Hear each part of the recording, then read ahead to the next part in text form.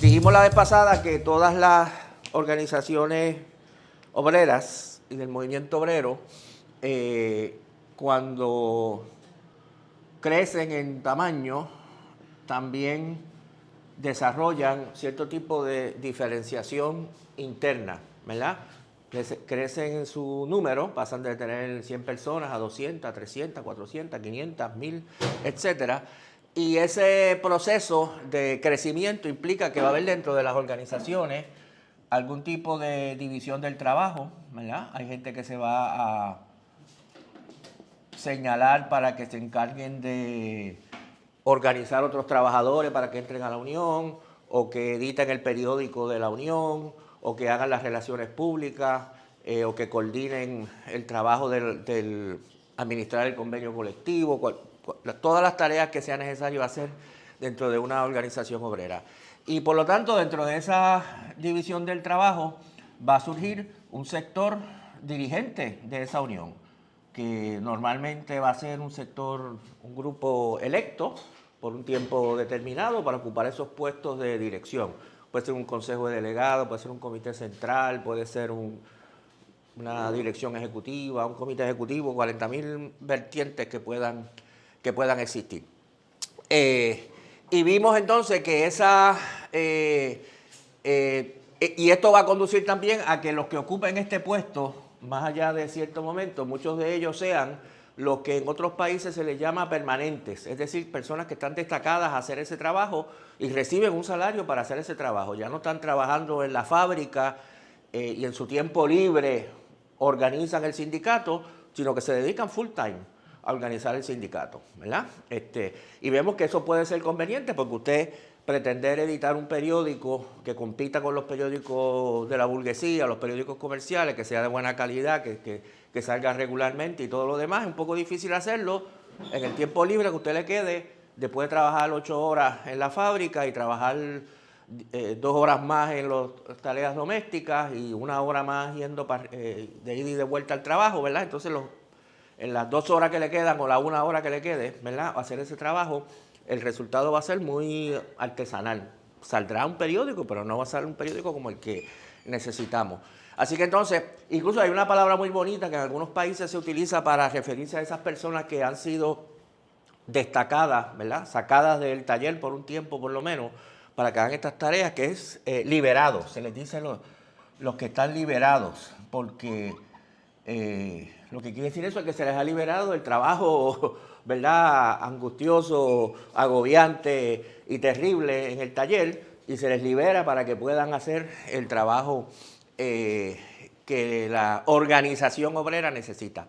Ahora, este proceso, que es inevitable según las organizaciones crezcan, como dijimos la vez pasada, si la organización somos estrictamente los que estamos aquí, pues es posible, es posible que nos reunamos todas las semanas en asamblea plenaria y todos participemos y todos discutamos y no necesitamos ningún tipo de comité coordinador, etcétera. Pero si nosotros nos convertimos en un grupo de 1000 personas, pues ya va a ser difícil que semanalmente nos reunamos en asamblea para discutir todos los problemas que puedan surgir. Así que entonces ya aquí existe la posibilidad o la semilla, vamos a decir, de el proceso de burocratización, ¿verdad? La semilla no quiere decir que crezca la planta, el potencial no quiere decir que ya se haya realizado ese potencial, pero existe la posibilidad. ¿Por qué existe la posibilidad?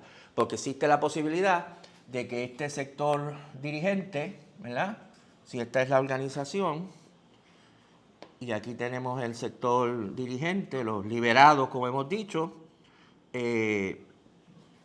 existe la posibilidad de que ese sector liberado, que se supone que es electo por la matrícula y que responde a la matrícula, que constantemente consulta con la matrícula, decisiones, posiciones, etcétera, que este grupo se vaya desprendiendo de la matrícula, que ya no...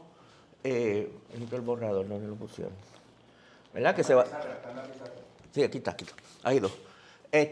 Se empiecen a desprender, se empiecen a independizar de la matrícula que se supone que representan y empiecen a atribuirse toda una serie de poderes, ¿verdad? Eso puede implicar inicialmente el poder de tomar ciertas decisiones, ¿verdad?, que las toman sin consultar con la matrícula, ¿verdad?, un convenio que aceptan, una concesión que aceptan del patrono, la posición que asumen hacia un llamado de paro general que se ha hecho, lo que sea, lo deciden por su cuenta, no lo deciden en consulta con la matrícula.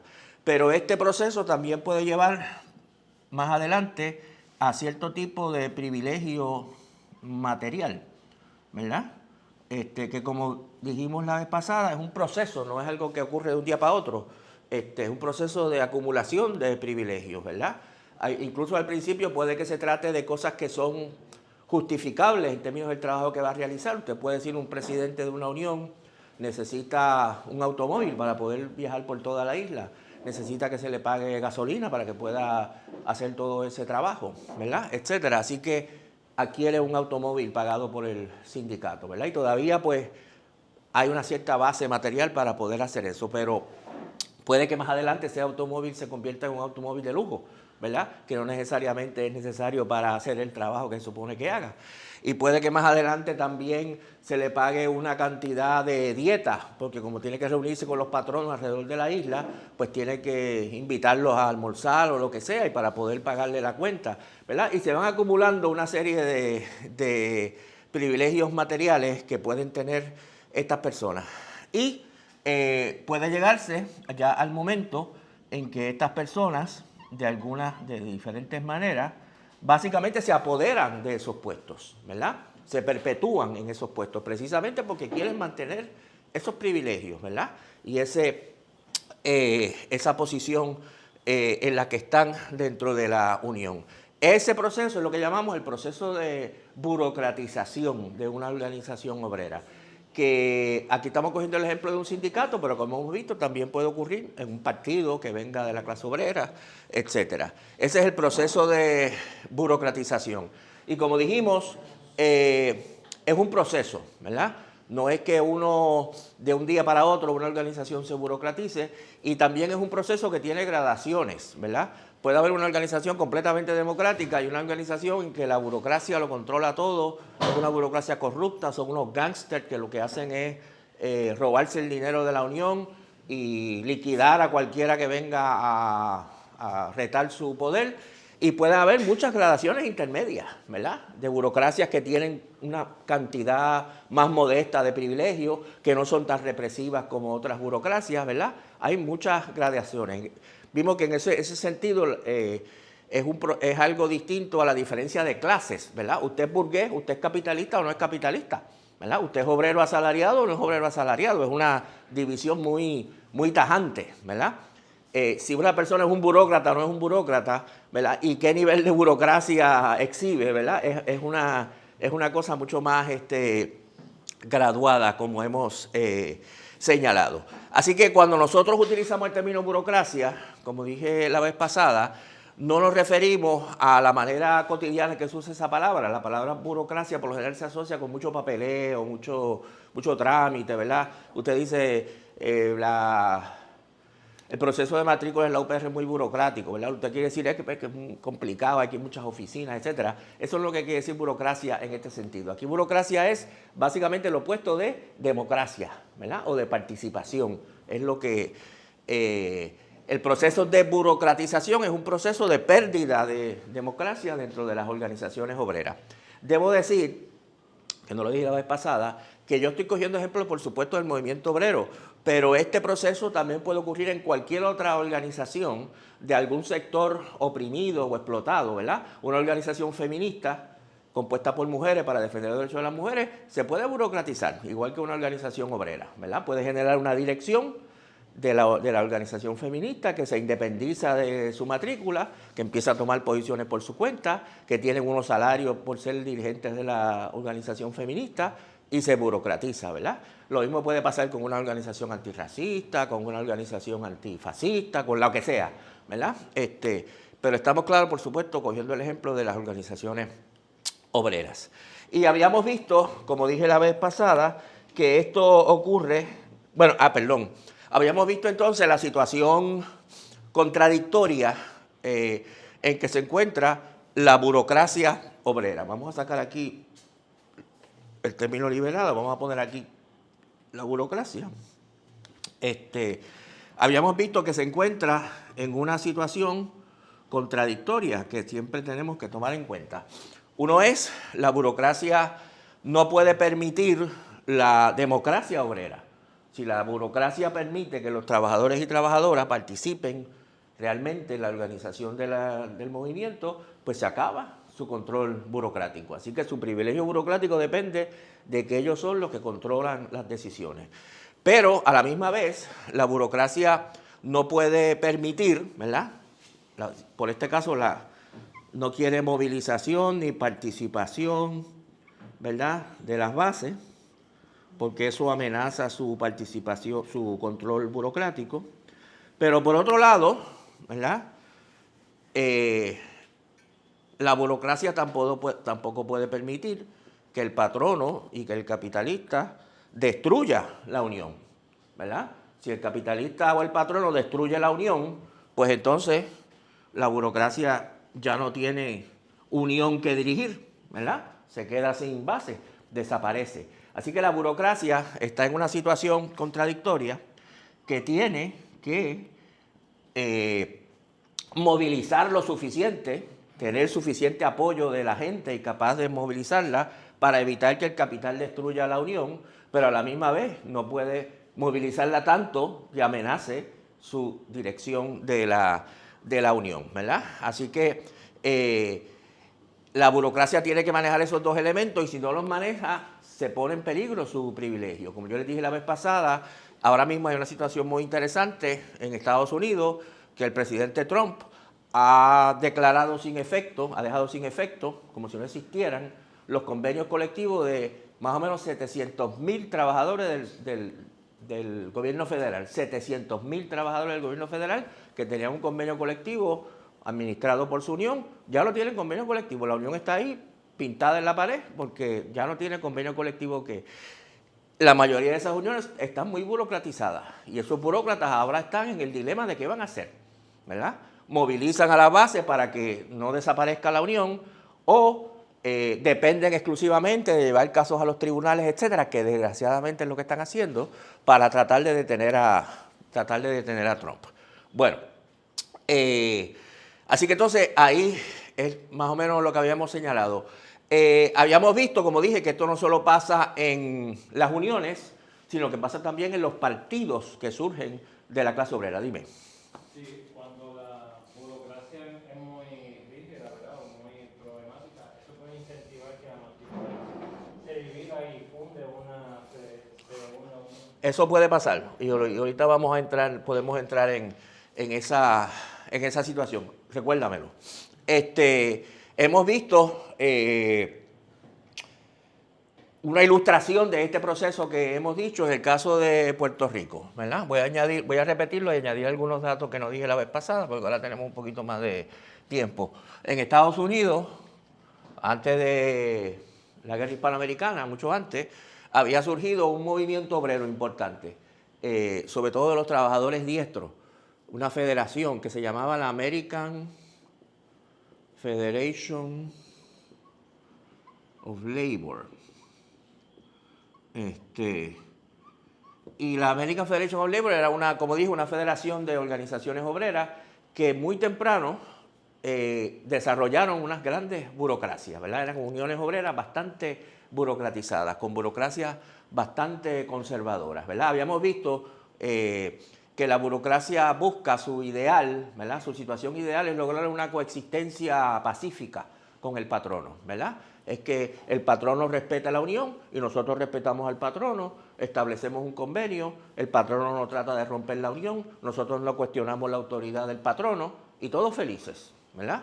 El problema que tiene la burocracia es que los patronos muchas veces no aceptan esa coexistencia pacífica, ¿verdad? Vienen a romper la unión o vienen a romper el convenio colectivo. Así que la burocracia quisiera que la burguesía, ¿verdad?, aceptara un pacto y de no agresión entre ambas partes, pero la burguesía muchas veces no lo acepta. Bueno, la American Federation of Labor, como dije, Era una federación conservadora, bastante burocratizada, que existía en Estados Unidos. Su líder más importante, muy conocido, se llamaba Samuel Gompers, que fue el líder, ¿verdad? Como ejemplo perfecto de lo que estoy diciendo, fue el líder de esta unión como desde los 1880 hasta que se murió en 1920 y algo, ¿verdad? 40 y tantos años fue el líder de este proceso.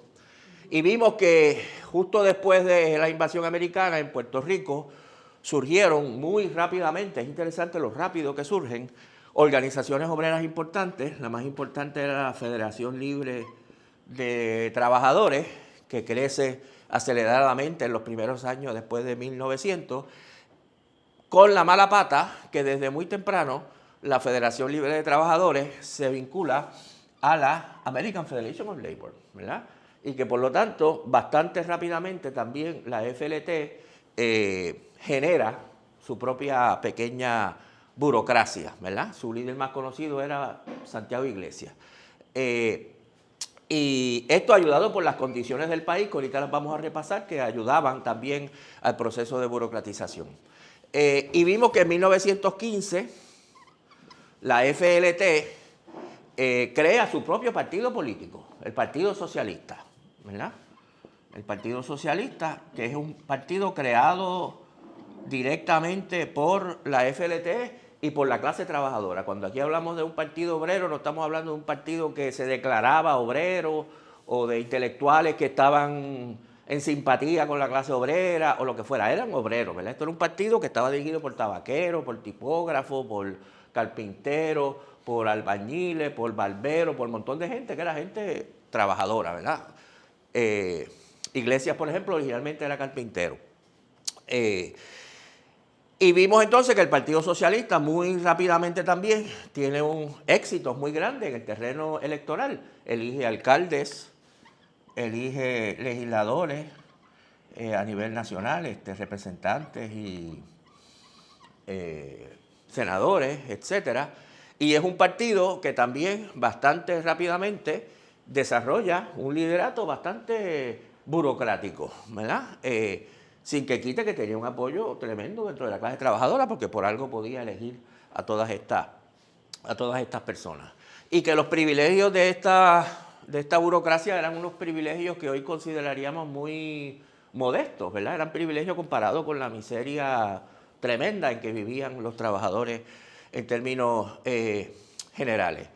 Y vimos entonces que ya para 1924 este Partido Socialista establece una alianza, se llamaba la Coalición, con uno de los partidos, con parte de uno de los partidos burgueses en Puerto Rico, que era el Partido Republicano se divide y una parte se alía con el Partido Unión, dos partidos burgueses, y otra parte del Partido Republicano se alía con el Partido Socialista y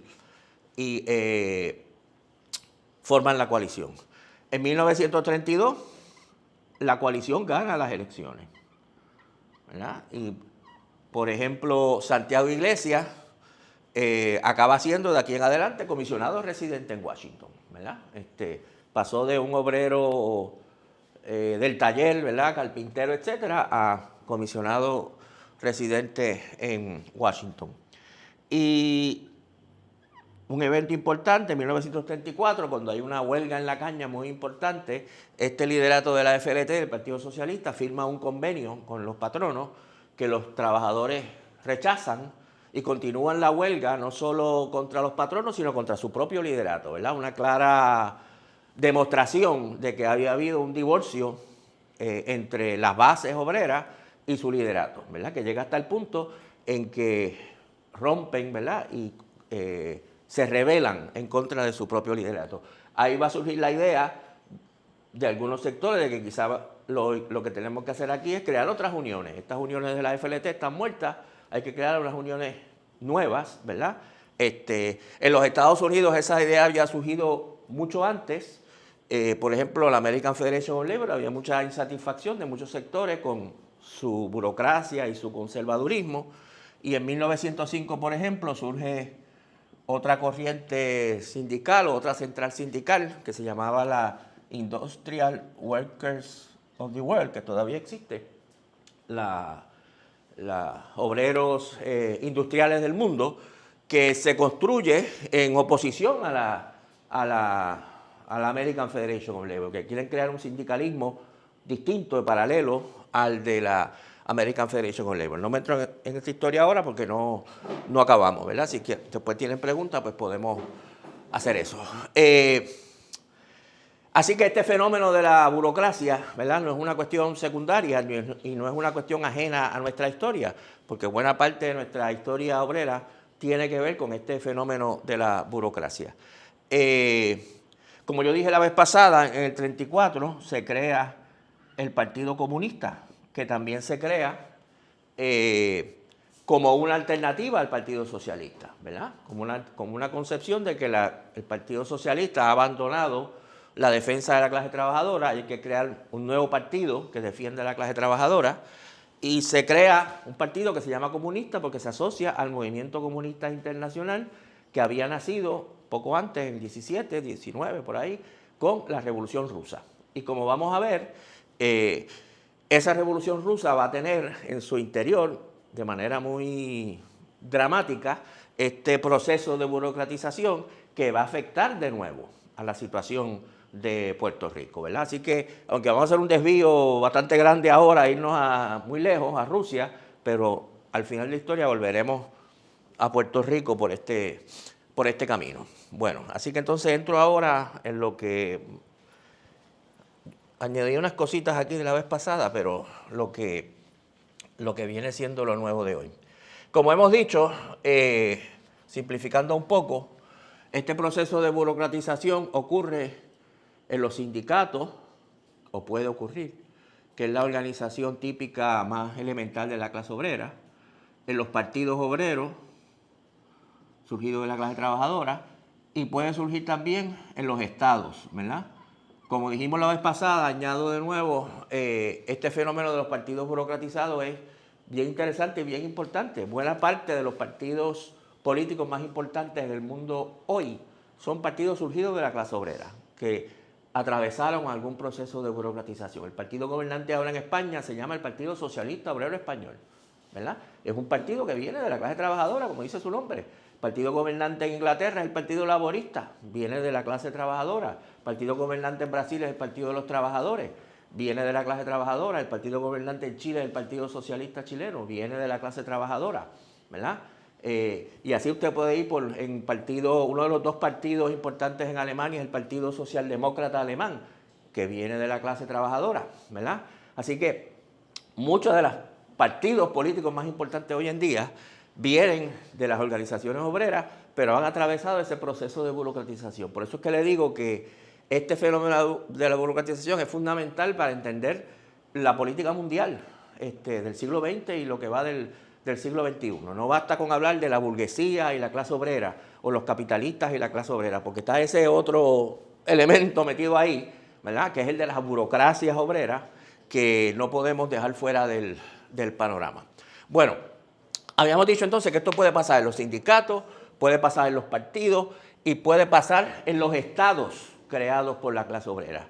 Y claro, el primer estado duradero que crea la clase obrera, nosotros hablamos aquí de un experimento breve que fue la Comuna de París, que fue el primer gobierno obrero que duró 6 semanas, ¿verdad? No duró mucho tiempo, ya produjo una serie de elecciones importantes, pero no fue un experimento duradero. El primer experimento duradero fue la Revolución Rusa de 1917, y lo que voy a hacer ahora es un recuento básico de cómo se inicia esa revolución y cómo se burocratiza esa revolución, ¿verdad? Y algunas de las consecuencias de ese proceso de burocratización.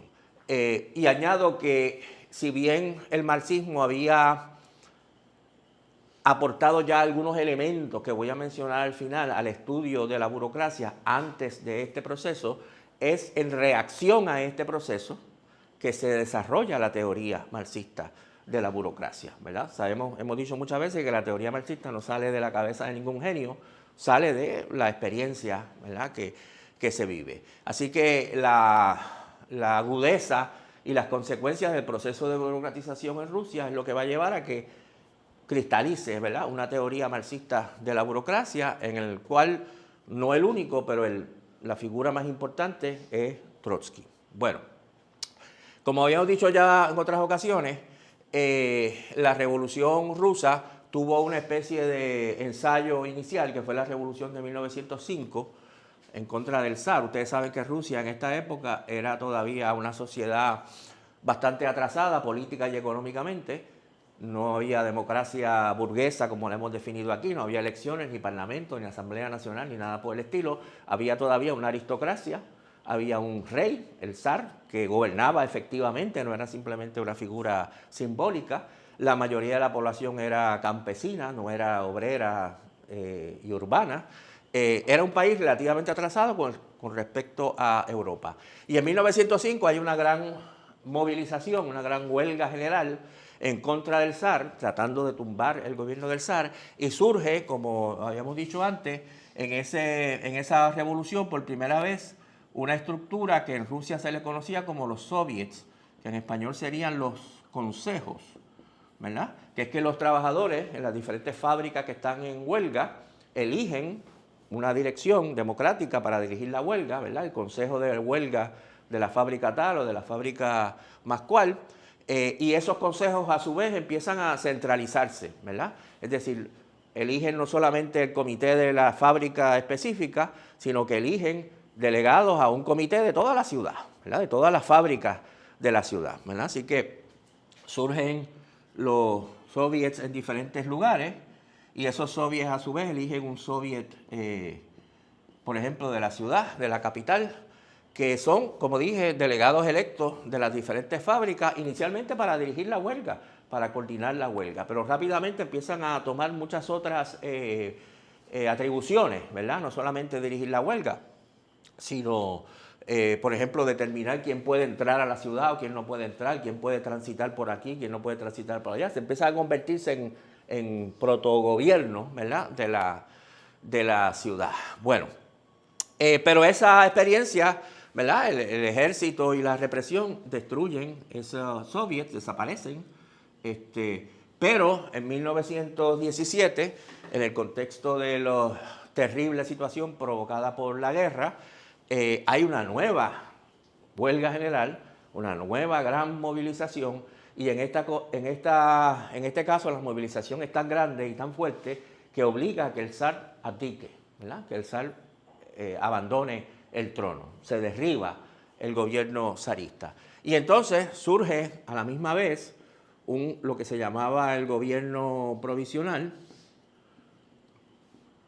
que estaba compuesto por diferentes partidos políticos, burgueses y algunos también que se identificaban como socialistas, un gobierno tradicional, ¿verdad?, con ministros y manteniendo las secretarías que existían anteriormente, ¿verdad?, un gobierno capitalista muy frágil, muy débil, porque ha caído el zar y están tratando de ver cómo reconstituyen el Estado en esa situación de crisis. Pero por acá aparecen de nuevo los soviets, ¿verdad? Ahora, incluso más que antes, toda Rusia se llena de comités electos en fábricas, y ahora no solamente en fábricas, también como estamos en la guerra, los soldados que ya están hartos de la guerra eligen soviets y comités en sus batallones y sus regimientos y todo lo demás, y también los campesinos en muchas aldeas, no en todas, eligen, ¿verdad?, soviets también. Así que toda Rusia se llena de soviets, ¿verdad?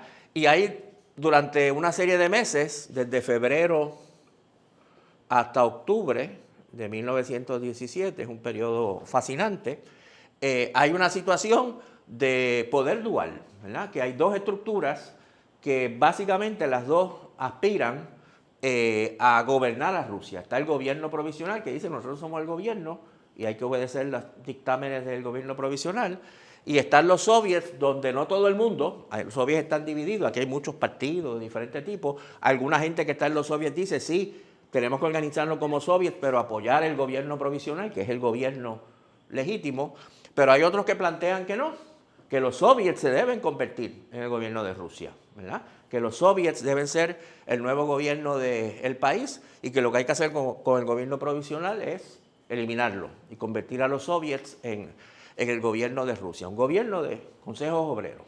El partido bolchevique, ¿verdad? Ustedes han oído hablar de él, su dirigente más importante es Lenin, es el movimiento más importante que plantea la segunda alternativa, ¿verdad? Cuando Lenin regresa del exilio en 1917, la consigna famosa que lanza es todo el poder a los soviets, ¿verdad? Lo que quería decir era, vamos a convertir los soviets en el gobierno de Rusia. Fíjense que no dice todo el poder a los bolcheviques o todo el poder al Partido Revolucionario, dice todo el poder a los soviets, porque los soviets son la estructura que agrupa y que moviliza a la totalidad, o casi la totalidad, ¿verdad?, de los trabajadores. Los bolcheviques estamos dentro de los soviets, impulsamos dentro de los soviets lo que nosotros queremos, ¿verdad?, que haga la revolución, pero nosotros no sustituimos a los soviets, ¿verdad? Nosotros estamos ahí, incluso el concepto es el Estado es los soviets, nosotros somos uno de los partidos que está en los soviets. Bueno, y haciendo esta historia larga, corta, esto es lo que ocurre precisamente, ¿verdad? En octubre de 1917, los soviets derrocan y disuelven el gobierno provisional. De hecho, sea de paso, es un proceso casi pacífico, ¿verdad? Incruento, no hay muy pocas muertes en esta revolución, no hay más de 20 muertos en toda Rusia en este momento inicial, porque ya para ese momento muchas estructuras de gobierno obedecían a los soviets, no obedecían al gobierno provisional, ¿verdad? Si un regimiento del ejército recibía una orden que decía, gobierno provisional ordena que ustedes se muevan al lugar tal, ellos preguntaban al soviet, ¿qué dice? No se muevan, pues no nos movemos, ¿verdad? Pues ya habían aceptado que el gobierno era el soviet, ¿verdad? Así que cuando llegó el momento de disolver el gobierno provisional, básicamente lo que hubo que hacer es que entrar en un salón como este, donde estaban sentados los ministros del gobierno provisional, y decirles, señores, váyanse a su casa, ya el gobierno este no existe, olvídense de eso, ¿verdad? Y así fue, ¿verdad? Así que se establece el gobierno de los soviets. De hecho, el primer gobierno soviético, ¿verdad?, están los consejos obreros, ahora son el gobierno de Rusia, tienen que elegir un gobierno, establecen un consejo, ¿verdad?, dirigente, como tiene que pasarle, evidentemente, alguien tiene que dirigir, para no usar los viejos conceptos de la burguesía, de ministros y secretarios y demás, se inventan un nuevo nombre, o adoptan un nuevo nombre, que eran los comisarios, ¿verdad?, los comisarios del pueblo de justicia, comisarios del pueblo de la guerra, comisarios del pueblo de lo que fuera.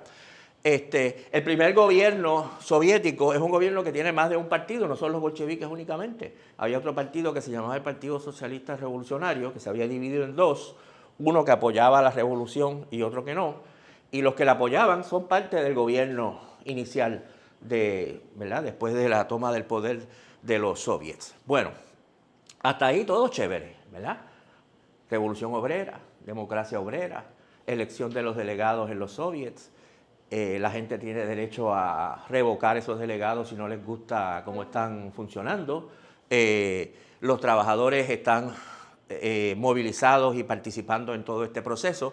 De hecho, los trabajadores en este periodo se van, vamos a decir, adelante de los planes de los bolcheviques. Los bolcheviques pensaban que lo más racional y lo más lógico, que era verdad, era hacer una vez se creaba el gobierno de los soviets, hacer una transición gradual por etapas a la nacionalización de la fábrica y la creación de una nueva economía bajo el control de los trabajadores. No había que hacer eso de un día para otro, que iba a ser un desmadre, ¿verdad? Así que ellos tenían este concepto de que inicialmente iba a haber consejos obreros en cada fábrica que iban a hacer lo que ellos llamaban control obrero, que básicamente era vigilancia obrera, asegurarse de que todo funcionara, asegurarse de que no hubiese acaparamiento, asegurarse de que no hubiera sabotaje, pero el capitalista seguía siendo el dueño, ¿verdad? Y se le pagaban su ganancia, quizás se iban a limitar un poco, pero no se iba a eliminar de cantazo la economía o sectores importantes de la economía capitalista. Eso no duró mucho. Los trabajadores que habían hecho la revolución, como había predicho Trotsky, ¿verdad?, que ahora eran los jefes del país, los que gobernaban, no les parecía muy lógico entonces ir a la fábrica, estar bajo el despotismo, pequeño déspota ¿verdad?, que aquí nos gobierna. Así que los trabajadores empezaron a apoderarse de la fábrica, olvídate de esto. nosotros controlamos esto aquí ahora, nosotros vamos ya a pedirle al gobierno, tienen que nacionalizar esto ya no es propiedad del capitalista ni lo vamos a tolerar. Tienen que convertir esto en propiedad pública para administrarlo los trabajadores. Bueno, eso es octubre de 1917. Ahora bien, aquí entonces van a empezar a operar una serie de factores que van a ir destruyendo esa democracia obrera que surgió en 1917. Dicho sea de paso, sobre este proceso hay infinidad de testimonios, ¿verdad? De gente que estuvo en este proceso, algunos rusos y otros muchos fuera de Rusia. Más conocido fuera de Rusia es un socialista americano que se llamaba John Reed, que escribió un libro que se llama 10 días que estremecieron el mundo, ¿verdad? Que es una crónica de todo esto que estoy describiendo, que él la vivió estando allí en Rusia. Bueno, entonces, aquí empiezan a operar una serie de factores y nosotros hemos visto que la burocracia surge en la medida en que se pierde la democracia obrera, que se pierde la participación de la gente en las estructuras, en el sindicato o lo que sea. Y por lo tanto, uno puede derivar una ley, ¿verdad? Una norma, y es que todos los factores que en un país faciliten que la clase trabajadora se desmovilice, o que la clase trabajadora deje de participar, o que la clase trabajadora deje de poder controlar a su liderato, cualquier factor que vaya en esa dirección es un factor que favorece la burocratización. No quiere decir que sea inevitable la burocratización, pero la favorece, ¿verdad? Y lo que va a pasar aquí después de 1917 en Rusia es precisamente eso, que van a empezar a operar una serie de factores que conducen o que dificultan que esa tremenda movilización que fue lo que fue la revolución y ese proceso de participación activa de los trabajadores en todo este proceso se vaya debilitando hasta que desaparezca. El primer elemento que opera con fuerza es el atraso material de Rusia, ¿verdad? Rusia, como les dije, era un país atrasado comparado con los países capitalistas más avanzados de Europa Occidental. Consecuencia inmediata de ese proceso, que todavía Rusia era un país en que para producir lo que el país necesitaba, por ejemplo en términos de productos agrícolas, de alimentos o productos industriales, la clase trabajadora todavía tenía que trabajar largas jornadas de trabajo, ¿verdad? Si decíamos que sería lo ideal, vamos a reducir la jornada de trabajo, todo el mundo trabaja 4 horas ahora, ¿verdad? Y todo el mundo puede participar entonces en los soviets, eso está súper chévere. El problema es que trabajando todo el mundo 4 horas con la productividad que tiene nuestro país, nos vamos a morir de hambre, ¿verdad? Así que estamos obligados a trabajar 8 horas o 10 horas, ¿verdad? Y eso es un elemento, ¿verdad?, que favorece la burocracia, ¿verdad? Si los trabajadores tienen que trabajar 10 horas al día, o 11 horas al día, o 12 horas al día, ¿verdad?, etcétera, pues entonces les queda poco tiempo a la gran mayoría de ellos para participar en la reunión del Consejo Obrero de la fábrica, o del Consejo, o del Soviet, o de muchas otras cosas, ¿verdad? Y eso favorece que muchos de ellos, agobiados por su trabajo, dejen de participar. Y si ellos dejan de participar, pues los que participan son los que toman las decisiones, ¿verdad? Son los que van a dirigir. Dime. Sí, que hay mucha gente que adjudica eso a que los proyectos marxistas y socialistas que hayan fracasado, porque alegan que muchos de estos proyectos pasaron de una economía feudal a una socialista sin un supuesto requisito de un Sí. previo del capitalismo. Sí, como yo dije la vez pasada, creo que lo dije, no me acuerdo, ¿verdad? Eso es un planteamiento totalmente correcto y es importante, ¿verdad? Hay que matizarlo, porque efectivamente hay una pregunta importante que subyace todo esto, que es ¿por qué razón, si en Rusia había condiciones tan poco favorables para una democracia obrera, ocurre una revolución socialista en Rusia? Es una pregunta perfectamente legítima, ¿verdad? Porque lo más lógico sería que las revoluciones ocurrieran primero en los países avanzados y no en los países atrasados. Eso lo vamos a contestar en la próxima charla, que es sobre lo que llamamos nosotros la revolución permanente, ¿verdad? ¿Por qué en los países atrasados hay revoluciones socialistas? Pero aquí estamos simplemente partiendo del hecho. Hubo una revolución socialista, justificada o no, hubo una revolución socialista en Rusia y era un país atrasado. y la clase trabajadora estaba sometida a larga jornada. Igual también hay un atraso que podemos llamar cultural, ¿verdad? La participación obrera en la organización de una fábrica o en un proceso político implica que la clase trabajadora involucrada en eso tenga ciertas habilidades, ciertas adquisiciones que haya hecho, ¿verdad?, culturales en el pasado que le permita esa participación. Un ejemplo dramático, hay que saber leer y escribir, ¿verdad? Si usted va a ser el coordinador de un soviet y usted va a recibir órdenes del soviet superior al suyo y usted va a emitir órdenes al otro, tiene que saber escribir, ¿verdad? Tiene que poder, ¿verdad? Y tiene que saber la aritmética mínima y toda una serie de cosas. Bueno, en la situación en Rusia en este momento era que una gran mayoría, o por lo menos una parte considerable de la clase trabajadora y de la clase campesina ni se diga, no sabía leer ni escribir, ¿verdad? Entonces eso ya facilita tremendamente también la burocratización, porque si aquí hay un soviet y nada más nosotros 4 que estamos aquí adelante sabemos leer y escribir, pues quiere decir que ya casi inevitablemente nosotros 4 vamos a ser los que vamos a tomar muchas decisiones, los que vamos a poder participar mucho más activamente en muchas cosas, ¿verdad? Y el resto va a estar ahí un poco como observador, ¿verdad?, de lo que nosotros hacemos o deshacemos. Así que ese atraso cultural también va a afectar. Otro ejemplo, ¿verdad?, son los trabajadores que tienen muy poco conocimiento técnico, ¿verdad? Hay un técnico que trabaja en la fábrica, un ingeniero o algo parecido, que es necesario para que la fábrica funcione. Los trabajadores son, muchos de ellos, no diestros, tienen poca capacitación técnica, no han ido a la universidad, no han ido a cursos vocacionales, etcétera, como va a pasar en la clase obrera de otros países. Y por lo tanto, una vez se apoderan de la fábrica, siguen dependiendo del técnico porque el técnico es el que sabe, ¿verdad?, cómo es que funcionan estas máquinas. Y eso también crea las bases para un proceso de burocratización, ¿verdad? Así que está también el atraso cultural. Todo esto era producto de la situación de Rusia como país atrasado. Así que podemos poner aquí un primer elemento, ¿verdad? El atraso histórico de Rusia con todas sus consecuencias en la clase trabajadora que fomenta la burocratización. Ahora, a esto se le añade un agravante, que es que siendo Rusia un país atrasado, ya de entrada es un país atrasado que lleva 4 años en una guerra cruenta, la Primera Guerra Mundial, ¿verdad?, en que todo esto que acabo de decir se ha agravado, ¿verdad? Han desaparecido fábricas, se ha dejado de producir en el campo, las escaseces son muy grandes. De hecho, una de las razones por las cuales se hace la revolución es porque no hay pan, no hay carbón, no hay leña, no hay nada, ¿verdad? Y la gente se harta y la gente tumba el zar, ¿verdad? Pero quiere decir que la condición de atraso que ya tenía Rusia con la guerra se acentúa más todavía, ¿verdad? El momento que los trabajadores toman el poder, no solo no pueden reducir la jornada, sino que quizás tienen que aumentar la jornada, ¿verdad? Porque no hay nada. Y hay que producir para poder sobrevivir.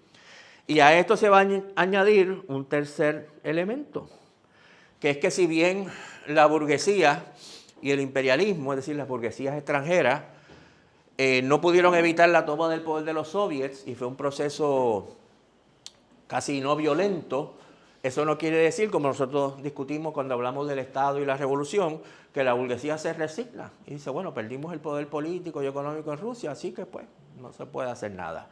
No se resignan, se organizan para tratar de derribar la revolución, ¿verdad? Y lo que queda de los ejércitos zaristas se reagrupan en diferentes partes de Rusia, se llamaban los ejércitos blancos, y empiezan a recibir ayuda del imperialismo británico, del imperialismo francés, eventualmente reciben un poco de ayuda del imperialismo norteamericano, etc.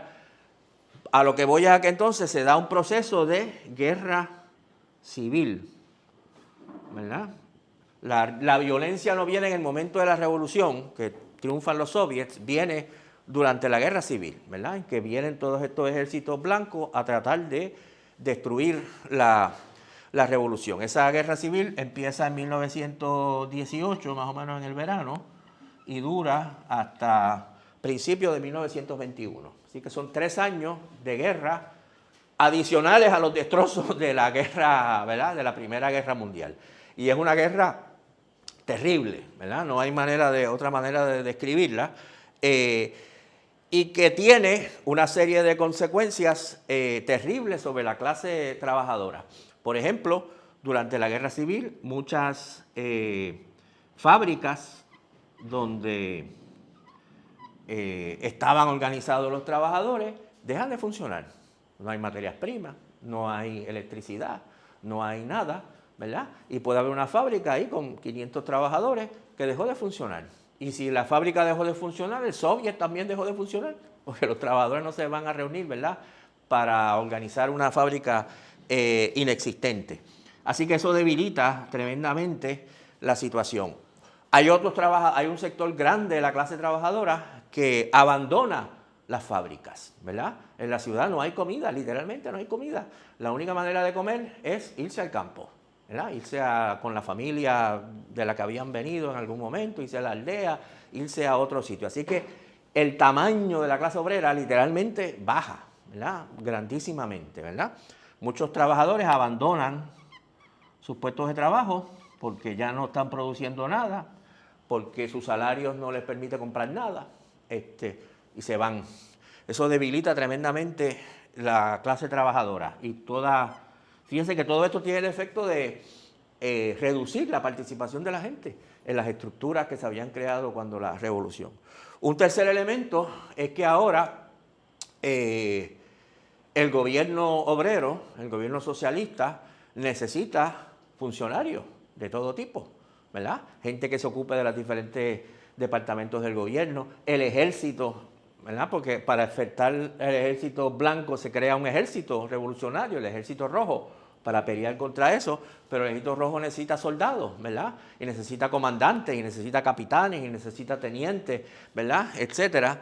Y todas esas figuras, ¿verdad?, se van a sacar ¿de quién? De la gente más confiable de la clase trabajadora. Este es el líder de la fábrica, este es el que necesitamos para que sea capitán de algo.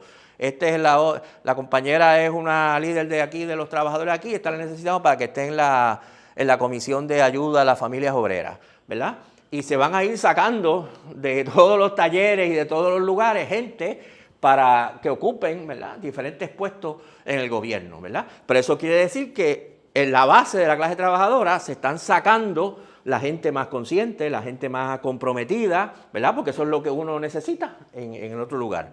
Así que hay un reclutamiento, ¿verdad?, de lo que queda de la clase trabajadora para ir a ocupar puestos en el gobierno, sacarlos del taller. Así que entonces, todos estos elementos que les acabo de señalar ayudan, perdona, voy buscando aquí, ayudan al proceso de burocratización, ¿verdad? Muchos soviets dejan de funcionar, muchos trabajadores se van de los soviets porque no tienen tiempo ni para ir a una reunión de soviet.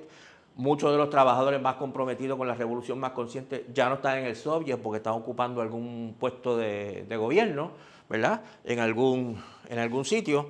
Trotsky cuenta una anécdota, no sé ahora en qué libro, que cuando él era la figura más dirigente, ¿verdad?, del ejército rojo, y él se pasaba mandando notas a diferentes fábricas y talleres y demás, pidiendo, necesito cinco personas para qué sé yo qué cosa. Y él dice, yo todavía tengo el papel en que en un momento me dicen, ¿verdad?, ya no hay, se acabaron, no quedan. O sea, no podemos mandar a nadie, ya cogiste a todo el mundo. Bueno, entonces, y se da entonces también como parte de la dinámica de la guerra civil, una dinámica que es, por un lado, inevitable, pero no deja de ser muy problemática, ¿verdad? Desafortunadamente en la historia a veces hay cosas que son necesarias pero no son buenas, que es una dinámica represiva, ¿verdad? La revolución está amenazada de muerte por estos ejércitos blancos y por lo tanto los que la están defendiendo muchas veces tienen que tomar acciones muy terribles, pensaría uno, ¿verdad?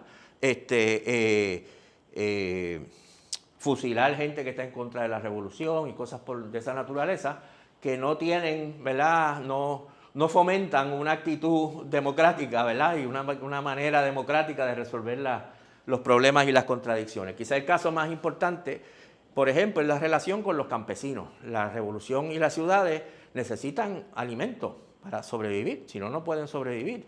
Y se supone que los campesinos produzcan alimentos, ¿verdad? Y lo vendan en las ciudades. Pero las ciudades no tienen nada que intercambiarlo con los campesinos, no producen nada en este momento, ¿verdad? Así que muchos campesinos dicen, yo, ¿verdad?, produzco lo que me necesito yo para consumir y allá las ciudades que se las arreglen, porque yo no voy a producir de gratis para la ciudad, ¿verdad? Algunos campesinos quizás tengan mucha conciencia revolucionaria y dicen, tenemos que apoyar la revolución y defender las ciudades, pero millones de campesinos van a decir, si la ciudad no me vende nada, si la ciudad no produce zapatos, ni produce camisas, ni no produce nada, pues para qué yo me voy a matar produciendo más granos y total, no voy a recibir nada a cambio, yo produzco lo que necesito y lo que puedo vender por aquí y se acabó, ¿verdad? Si los bolcheviques y el gobierno soviético simplemente se resignara a eso, pues desaparece la revolución, pues no hay comida para que la gente que está en Moscú. Así que ¿cómo se resuelve este problema? Se mandan al campo grupos del Ejército Rojo a decir a los campesinos, me tienes que dar mitad de tu cosecha, así que mira a ver lo que vas a hacer, ¿verdad? Y si no das la mitad de la cosecha, la vamos a coger a la fuerza, ¿verdad? Así que tienes que producir obligadamente más de lo que tú producirías, porque nosotros lo estamos imponiendo, ¿verdad? Por la fuerza de las armas. No es la mejor manera, ¿verdad?, de funcionar democráticamente, pero ¿cuál alternativa había, ¿verdad?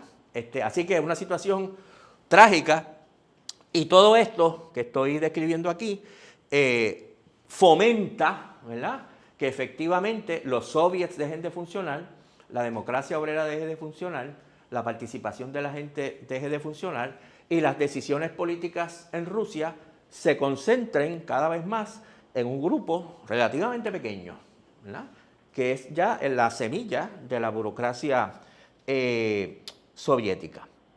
Bueno, esos grupos todavía se estaban llamando soviets, ¿no? Sí, se van a llamar soviets hasta que desapareció la Unión Soviética en 1991, ¿verdad? Va a mantener esa afiliación. Así que entonces, de nuevo, para hacer la historia larga, corta, ya a principios de la década de 1920, uno puede hablar de que hay un proceso acelerado, muy acelerado, de burocratización, de que la democracia obrera, que había existido en 1917, básicamente ya no funciona, ¿verdad? Por diferentes vías. La realidad es que las decisiones políticas más importantes las toma el liderato del partido bolchevique. Y ya hay un proceso de burocratización. Ahorita mencionaremos, ¿verdad? Pero ya, por ejemplo, en 1920-21, Lenin, por ejemplo, plantea que hay un debate famoso en uno de los congresos, y Lenin está hablando, y alguien dice que Rusia es un estado obrero y campesino, dice alguien, grita alguien del público.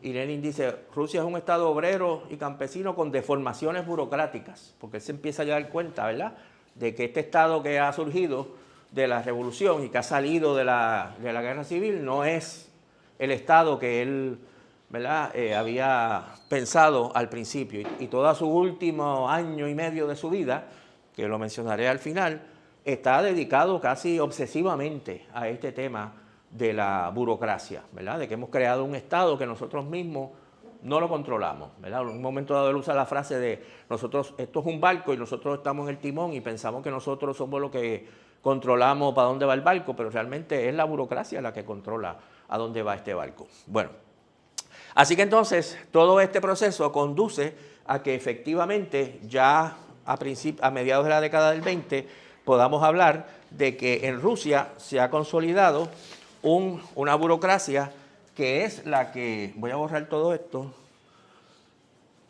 que es la que gobierna a este país. En un proceso, como pueden ver, a una escala muchísimo más grande, pero en términos de su naturaleza, muy parecido al proceso de burocratización de un sindicato, ¿verdad?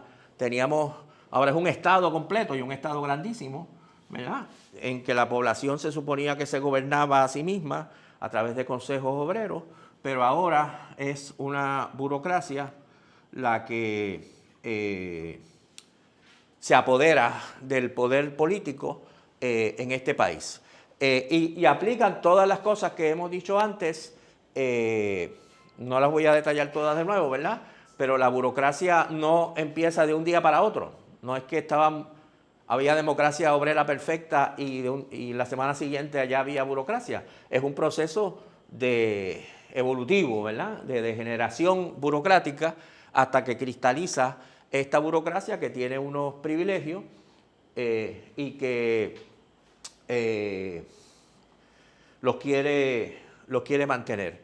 Y también, como hemos dicho, la burocracia tiene niveles, ¿verdad? El burócrata que controla el poder en una pequeña aldea, pues tiene ciertos privilegios, ¿verdad? Pero no es lo mismo que el burócrata que está en Moscú, ¿verdad? A nivel nacional y que tiene unos privilegios mucho más grandes. Todos son parte de la burocracia, pero no son, ¿verdad? Ni el mismo nivel de privilegio, ni el mismo nivel de monopolio de decisiones políticas. Pero ciertamente es una estructura burocrática. Bueno, y aquí entonces varias cosas que podemos plantear. La burocracia soviética, en el Estado soviético, va a estar en una situación parecida, una situación contradictoria, parecida a la de la burocracia sindical que discutimos anteriormente. Esta burocracia no puede permitir la participación democrática de la gente, porque si tú estableces la democracia obrera de nuevo, pues desaparece la burocracia, ¿verdad? Su control depende de que no haya participación. Pero, a la misma vez, la burocracia no puede permitir que el capitalismo o que el imperialismo restablezca el capitalismo en Rusia, porque si restablecen el capitalismo en Rusia, pues la burocracia pierde su base, ¿verdad? Que es gobernar un Estado donde se ha abolido el capitalismo, ¿verdad? La burocracia soviética es una burocracia, como dice la palabra, soviética. No puede permitir que desaparezca ese Estado que se creó con la revolución. A la misma vez que no puede permitir que se gobierne democráticamente ese Estado, ¿verdad? No voy a entrar, ¿verdad?, en todas los ejemplos que se pueden dar, ¿verdad? Pero un ejemplo dramático.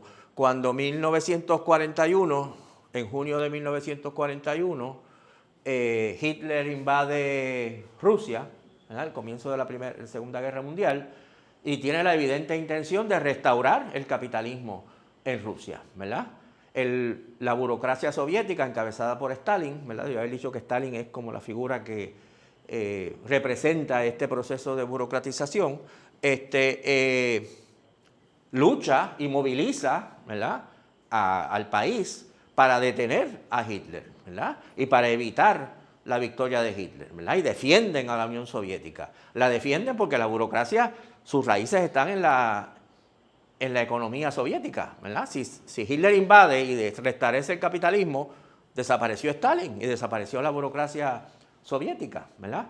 Así que Stalin, a la misma vez, tiene que reprimir cualquier elemento de democracia que pueda surgir en Rusia, pero a la misma vez tiene que evitar, ¿verdad?, que el imperialismo acabe por derribar, ¿verdad?, el Estado soviético y con ello derribe también a la burocracia. Y la política de la burocracia, por lo mismo, va a ser muy parecida a la que describimos, que es la política de las burocracias sindicales. Dijimos que las burocracias sindicales, su ideal es la coexistencia pacífica, ¿verdad? Ustedes los patronos, nosotros respetamos su autoridad en la fábrica, no la vamos a cuestionar, y ustedes aceptan a la unión, hacemos un convenio, lo renegociamos cada 4 años, hacemos unas pequeñas concesiones a los trabajadores para que estén contentos y todos felices. Nosotros dirigimos la unión, ustedes dirigen la fábrica y todos tranquilos, coexistencia pacífica. Nosotros no nos metemos con ustedes, ustedes no se meten con nosotros y estamos tranquilos. La política de la burocracia soviética va a ser el equivalente de eso a nivel internacional, ¿verdad? La burocracia soviética va a plantear, nosotros lo que queremos es una coexistencia pacífica. Quizás no usan esa palabra, la van a usar eventualmente en la década del 60, pero es básicamente una política de coexistencia pacífica. Ustedes los imperialistas no se metan con nosotros y nosotros no nos meteremos con ustedes, ¿verdad? Nosotros no vamos a estar promoviendo revoluciones alrededor del mundo. Ustedes gobiernan su parte del mundo, ¿verdad? Y ustedes respetan que nosotros gobernamos nuestra parte del mundo, ¿verdad? ¿Se entiende lo que estoy planteando, ¿verdad? Cuando triunfó la revolución inicialmente, se creó en 1919 la Internacional Comunista, que tenía como objetivo fomentar la creación de partidos comunistas que impulsaran la revolución socialista en todo el mundo, ¿verdad? Porque la revolución rusa se entendía, lo veremos la vez que viene, como parte de la revolución mundial, ¿verdad? Y planteamos, hay que crear un partido comunista en Estados Unidos y en Alemania y en Italia, y se crearon, y en Austria y en China y en todos los países, para impulsar la revolución en esos países.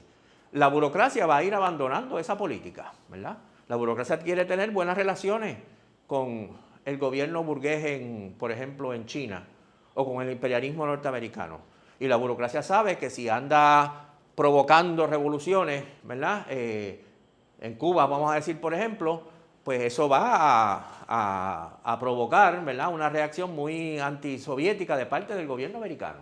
Así que la política de la burocracia es ustedes en su mundo y nosotros en el nuestro, ¿verdad? Nosotros apoyamos, nosotros vamos a construir el socialismo aquí, en Rusia, pero no vamos a meternos con otros lugares, ¿verdad? Y, por ejemplo, si el gobierno francés en un momento dado tiene una actitud amigable con la Unión Soviética, restablece relaciones diplomáticas, no está en una actitud agresiva contra la Unión Soviética, pues entonces el gobierno soviético le dice al Partido Comunista Francés, no andes criticando ni atacando al gobierno francés, porque el gobierno francés es amigo nuestro, ¿verdad?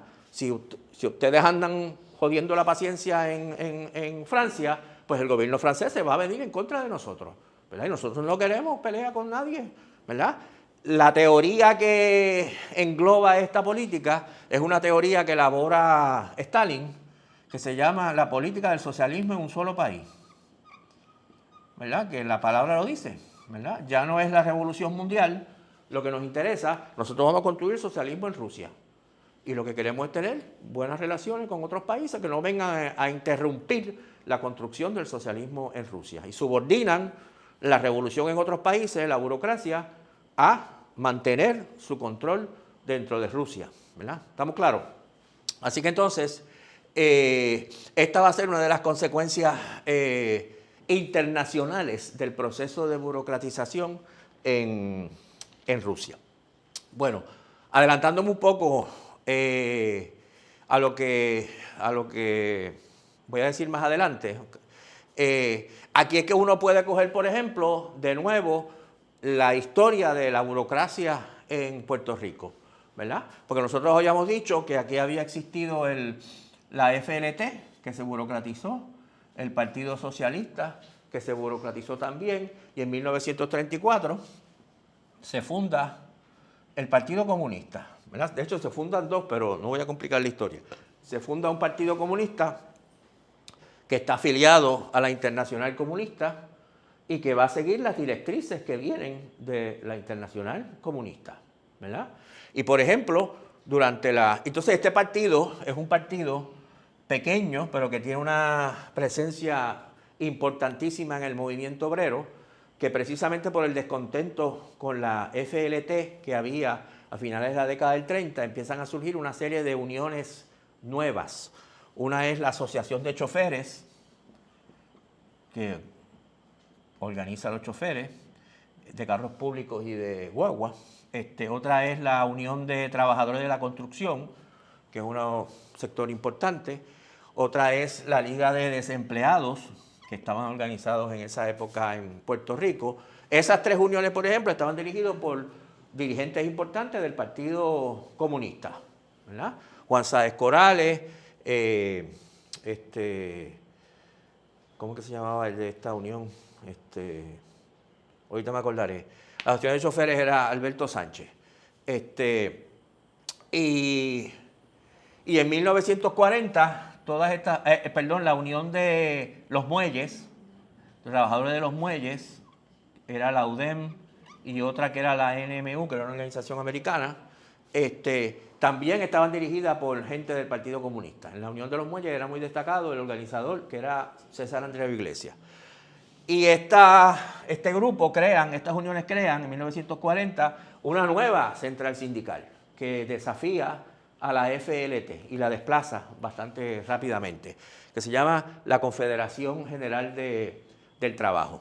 Y esta Confederación General del Trabajo dirige una huelga gigantesca, muy grande, del azúcar en 1942 y crece aceleradamente, ¿verdad? Para 1944, algunos de los cálculos que se hacen, puede que sea un poco exagerado, pero no tanto, era que la CGT agrupaba a cerca del 50% de los trabajadores en Puerto Rico, que es un nivel de organización sindical espectacular. Pocos países en el mundo llegan a eso. Y usted lo ve cuando lo ve en la prensa, eso era la CGT por todos lados, era una fuerza política, una fuerza social tremenda, ¿verdad? Agrupaba de todo, hasta había esta reunión de piragüeros, de fábrica, de cuánta cosa hay. Y estaba dirigida fundamentalmente por el Partido Comunista. O sea, el Partido Comunista tiene un rol fundamental. El secretario general de la CGT era Juan Sáenz Corrales, que era un líder del Partido Comunista. Bueno,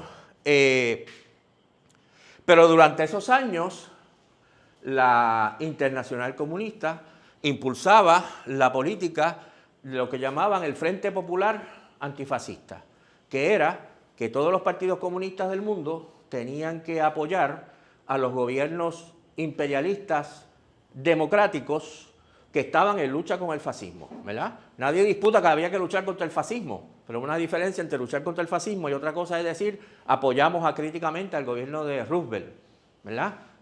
Como un gobierno progresista y democrático, ¿verdad?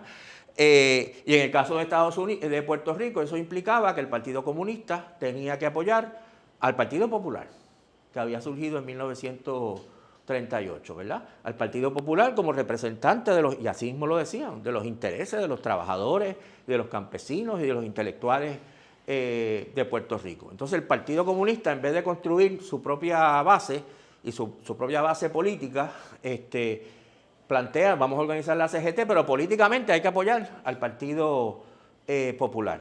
Y no solo eso, sino que entonces en 1944 este partido decide literalmente, Juan Santos Rivera era el líder de la Unión de Trabajadores.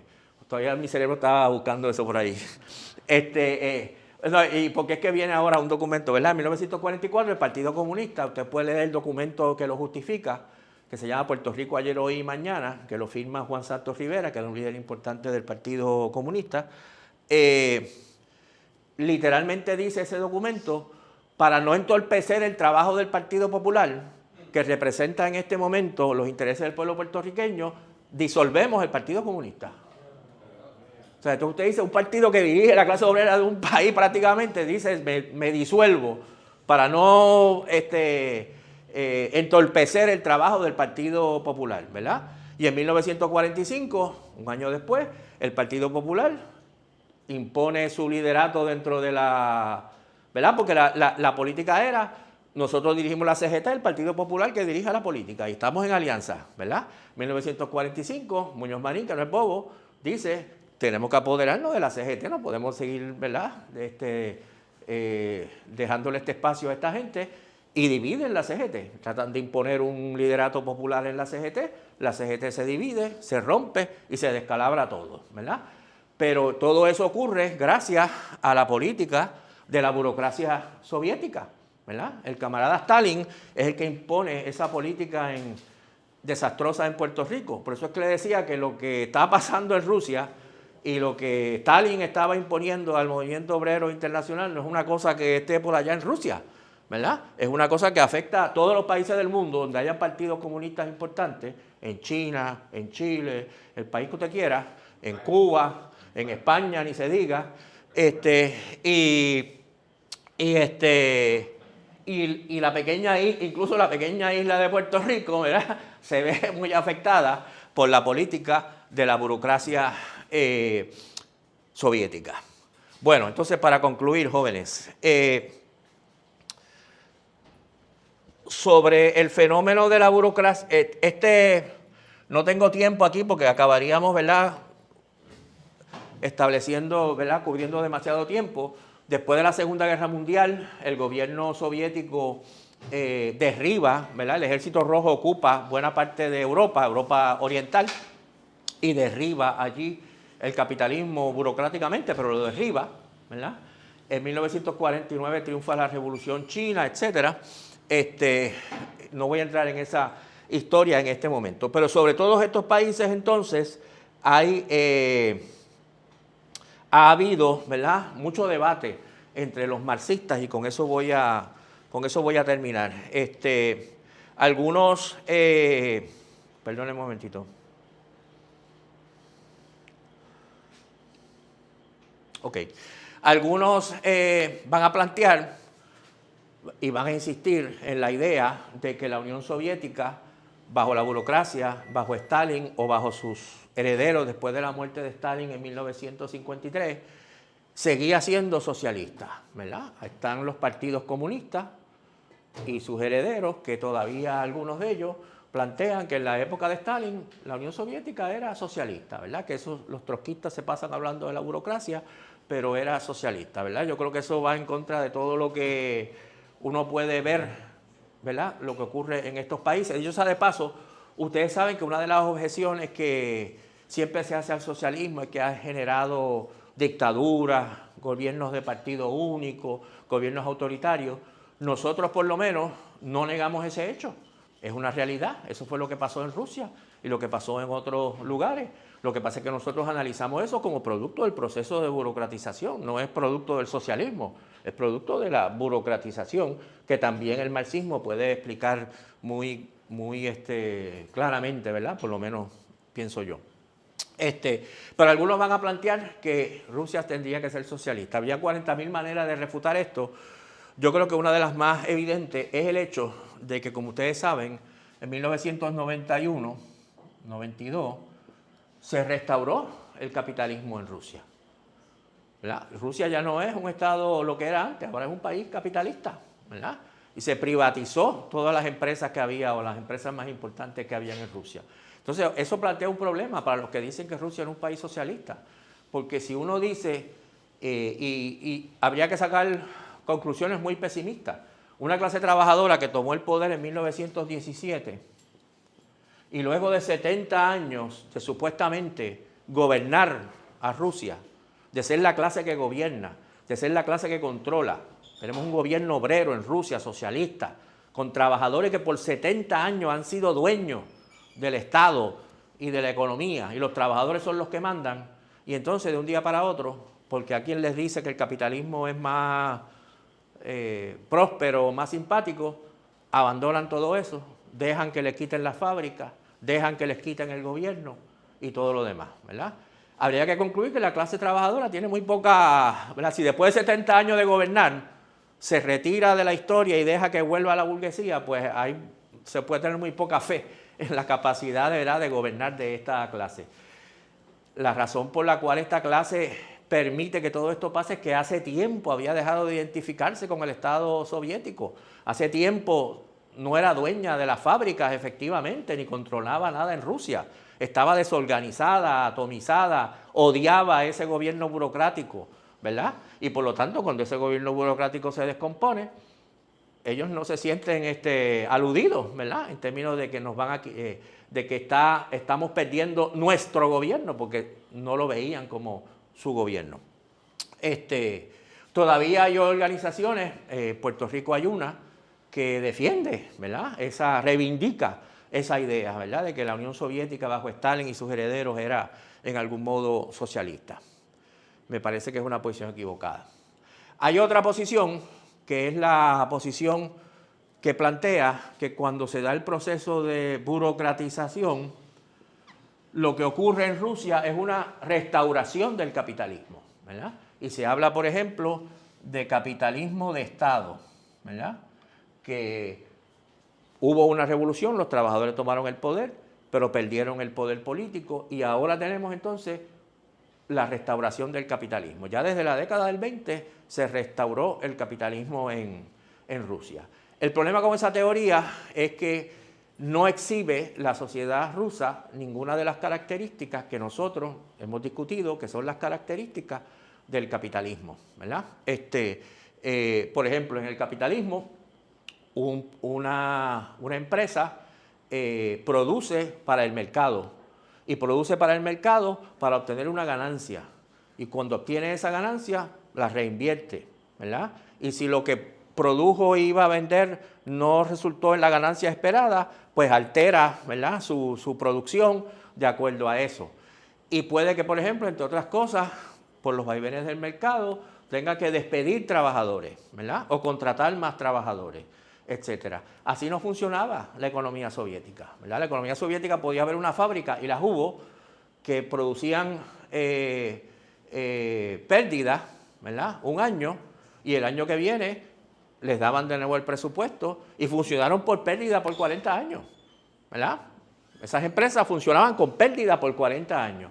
Evidentemente no era el mercado capitalista lo que estaba ahí funcionando. Y era prácticamente imposible que una fábrica que incluso está funcionando con pérdida, pero le siguen renovando su presupuesto, despidiera a trabajadores. Los trabajadores tenían una gran seguridad de empleo. No había prácticamente desempleo, ¿verdad? Entonces, que era jerárquica, que era opresiva, que era antidemocrática y todas esas cosas, no hay duda.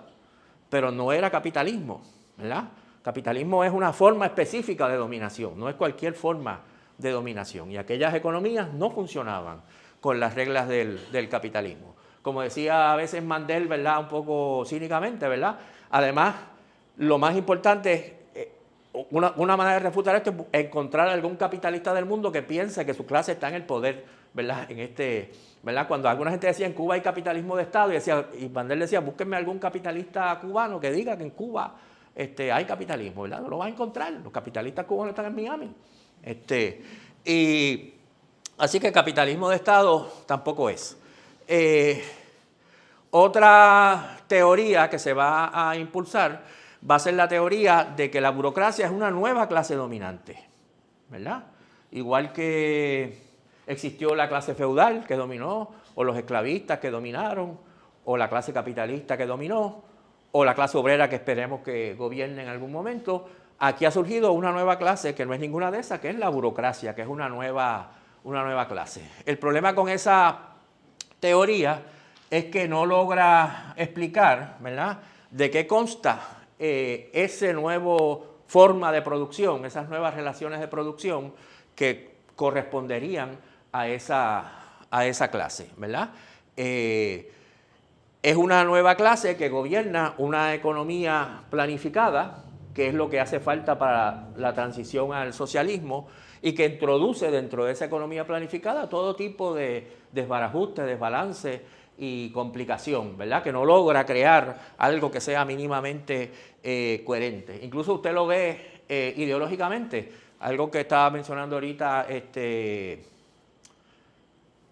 Defendini, ¿verdad?, que es una clase, supuestamente, que nunca desarrolla su ideología propia, así estoy acabando, su ideología propia, sus conceptos propios. Es una clase que siempre, ¿verdad?, todas las clases dominantes se exhiben, se afirman, ¿verdad? La clase feudal decía, nosotros somos los señores, y somos los señores por la razón que sea, derecho divino, por la razón que sea, ¿verdad? Y nuestros privilegios están justificados, ¿verdad? Y esta sociedad funciona así porque está justificado que funciona así. Igual la clase capitalista dice, es bueno que haya propiedad privada, es bueno que podamos invertir, y toda la ideología burguesa. La burocracia es una clase que niega su existencia. Dice, no, nosotros no existimos. Lo que hay en Rusia es el Estado soviético. En Rusia gobierna la clase obrera, ¿verdad? Nuestra ideología es el marxismo, ¿verdad? Nunca logran desprenderse. Hasta el último gran líder de la burocracia soviética, Gorbachev, hablaba en nombre del marxismo, ¿verdad?, y de la clase obrera. Y que nosotros, su legitimidad venía de que nosotros supuestamente somos los representantes, ¿verdad?, de la clase trabajadora y del marxismo y todo lo demás. Y la cuarta concepción, que es la que queda, y es la que yo he estado más o menos explicando aquí, es que tenemos aquí unas sociedades, ¿verdad?, en transición al socialismo, o unas sociedades en transición, ¿verdad? ¿Qué quiere decir esto? Que ya no son capitalistas, porque no lo son, pero todavía no podemos hablar aquí de que haya socialismo. Nosotros cuando hablamos de Estado y Revolución, hablamos que entre el capitalismo y el socialismo hay una etapa de transición, ¿verdad? Con la complicación de que en esa sociedad de transición ha surgido el control de esta burocracia, ¿verdad? A veces este concepto se formuló, a alguna gente no le gusta el concepto, yo no tengo problema con él, en que estas sociedades eran estados obreros, en el sentido de que eran estados en transición al socialismo, burocratizados, ¿verdad? Es un término que utiliza Trotsky para referirse a esto, ¿verdad? Bueno, y evidentemente de esta situación de sociedades en transición gobernadas por una burocracia, había dos grandes salidas, ¿verdad? Una, que en algún momento se restaurase el capitalismo, sería una contrarrevolución social si la burguesía vuelve de nuevo al poder, ¿verdad? Se restaura el capitalismo, opción número uno. Opción número dos es que hubiera un restablecimiento de la democracia obrera. En el caso de Rusia, restablecimiento. En el caso de otros lugares, el establecimiento. En cuyo caso se podía reanudar la transición al socialismo, habiendo eliminado el obstáculo de la burocracia, ¿verdad? Así que había dos grandes salidas. El gobierno de la burocracia no podía ser eterno. Y evidentemente los socialistas revolucionarios luchamos por esta salida. Desafortunadamente esa no fue la que se dio, ¿verdad? A partir de la década del 90 lo que se da es un proceso de restauración capitalista en la Unión Soviética, en China y en otros lugares. Y esto es, desde nuestro punto de vista, lamentable. No es el desenlace que nosotros queríamos, pero desde el punto de vista teórico y del análisis no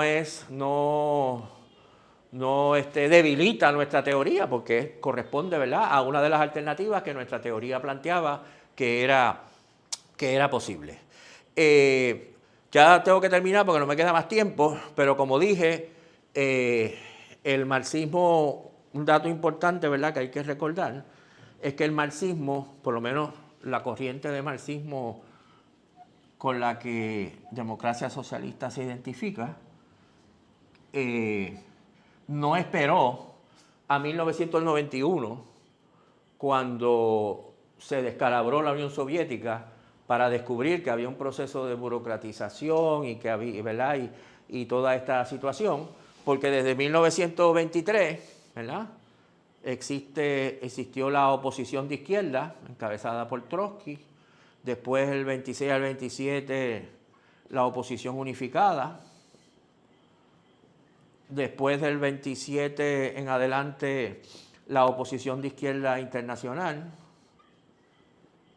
Después del 38, la Cuarta Internacional. Y todas estas corrientes, hasta el presente, pero como dije, empezando en 1923, ya advirtieron a que hay un proceso de burocratización. Esto es muy serio, ¿verdad? Y tenemos que rectificar, porque si no las consecuencias van a ser terribles, ¿verdad? Así que lo que ha pasado allá para acá ha sido terrible, pero repito, no refuta nuestra teoría, confirma por el lado más negativo lo que nosotros queriendo decir esta tradición, había ido analizando a lo largo de muchísimos años. Se me quedan dos o tres cositas, pero las dejo ahí porque ya es tarde y lo abrimos a preguntas o discusión o lo que sea. ¿Quién además de Trotsky era la oposición unificada? Los líderes más importantes son... En el 23 Trotsky funda la oposición de izquierda con mucha otra gente, ¿verdad?, importante de la Revolución Rusa. Uno de los más importantes era un gran economista ruso de ese momento que se llama Probazhensky. Y en ese momento ellos están enfrentados a lo que se le conocía como la troika, el trío, que eran Stalin, Zinoviev y Kamenev, que eran tres líderes importantes del partido bolchevique. Había una facción encabezada por ellos en pelea con la oposición de izquierda, en la que estaba Trotsky y otra gente.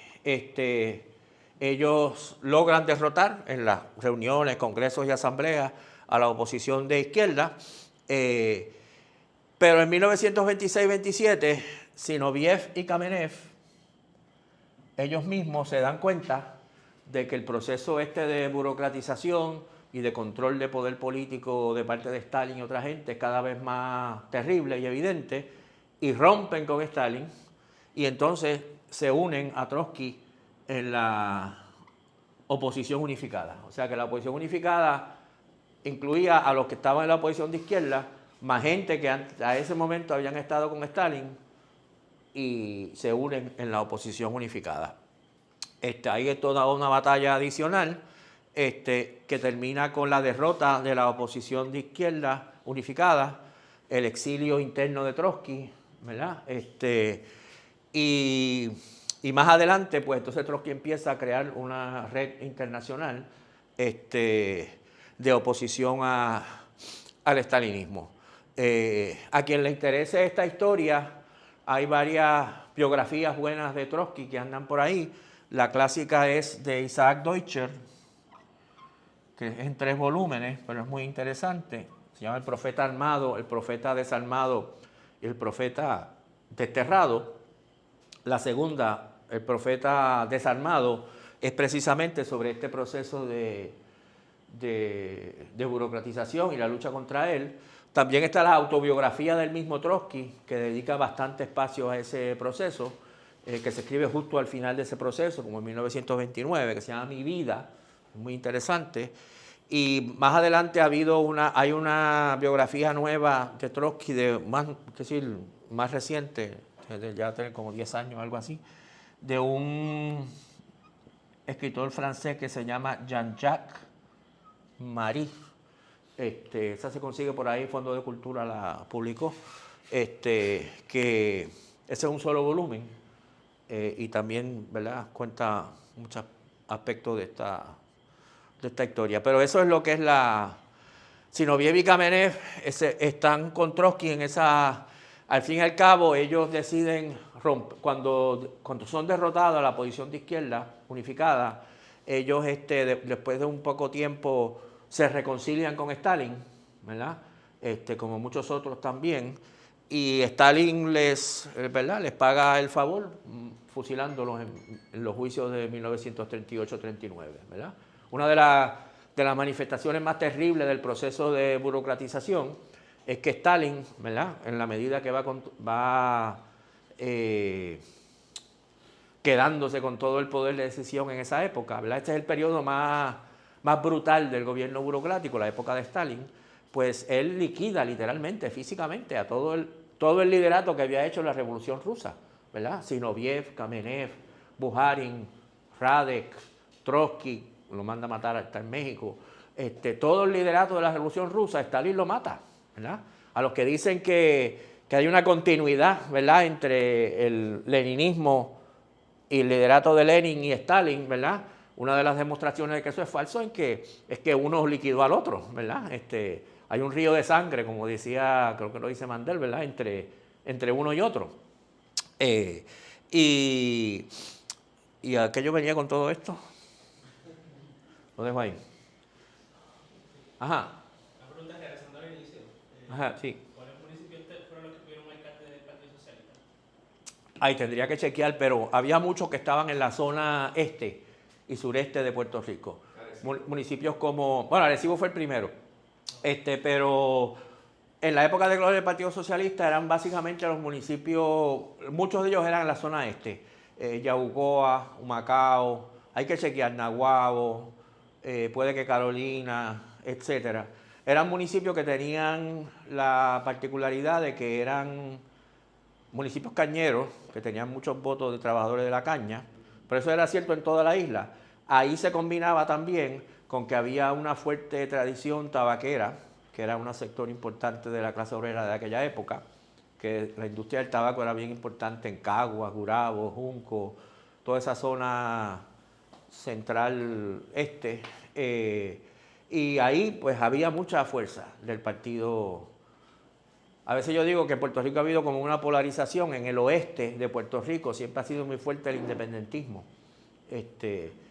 como ustedes saben, y en el este ha sido siempre muy fuerte, en el sureste y demás, fue históricamente muy fuerte el movimiento socialista, ¿verdad? Quizás es un esquema demasiado simplista, pero uno lo percibe.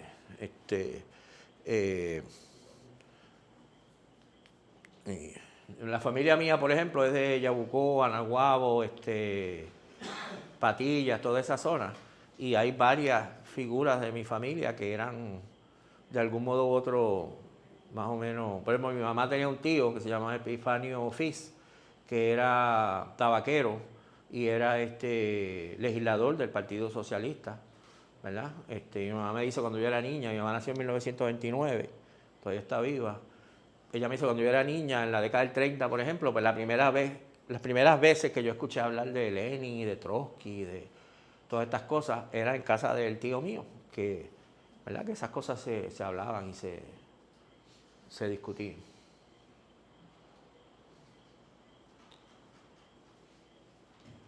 En Puerto Rico, en el 34, cuando se funda el Partido Comunista, realmente se fundan dos partidos, porque había un comité organizador del Partido Comunista, y justo antes de fundarse el partido, que fue en septiembre del 34, ese comité organizador se divide, y uno de los líderes importantes del comité organizador crea lo que se llamó el Partido Comunista Independiente. Se llamaba Luis Berni Ortiz. Los líderes del otro partido eran Lanause Rolón, que era un médico de izquierda, el que dije ahorita, que se me olvidó el nombre de nuevo, Juan Santos Rivera, y otros más. Ellos crean, Alberto Sánchez, ellos crean el Partido Comunista, que se vincula a la Internacional Comunista. Berni y la otra gente, que de hecho uno de ellos era Andreu Iglesias en ese momento, que era muy joven, fundan el Partido Comunista Independiente también en septiembre del 34, que cuando ustedes miran la literatura de ellos, ya en febrero, marzo del 35, firman sus documentos en la prensa, que hay muchísimos documentos, Partido Comunista Independiente, Cuarta Internacional, ¿verdad? Y empiezan a identificarse con la Cuarta Internacional y a criticar la posición de los estalinistas, etcétera, ¿verdad? Así que todos estos debates no son ajenos a nuestra historia, estaban ahí presentes, son muy interesantes.